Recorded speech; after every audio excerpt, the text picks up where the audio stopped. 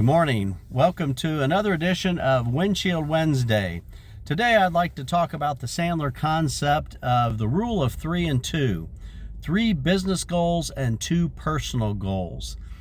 So as we get ready to go into somewhat the holiday season, and business might get disrupted a little bit and people sort of check out a little bit during this time, it's a great time to practice the rule of 3 and 2.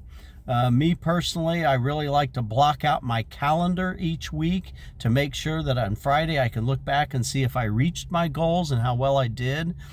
So some of the concepts behind that you might want to consider for your business goals might be, for one, continue to prospect. Right now is a great time to continue to prospect, so block your prospecting time out. It's also a good time to analyze your accounts.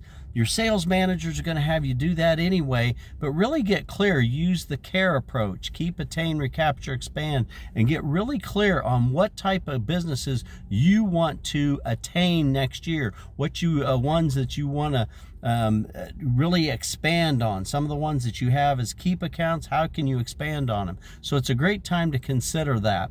As far as you might want to even do a QVR meeting with some folks. That's a great time right now, quality value review, where you're meeting with clients, and it's not just a matter of taking them out to lunch for a feel good, but you're meeting with clients and really having them evaluate how you guys are doing. Okay, always understand that your competition is knocking on the door right now, trying to take away that business from you. So get in there and get ahead of the game on that one.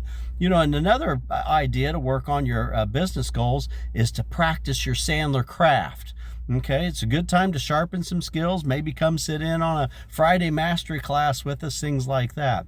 Personal goals are just what they are. If you like to exercise but you've been falling off the track, great time to get back to what can I do on a weekly basis to keep my exercise regimen or work on mind, body, spirit.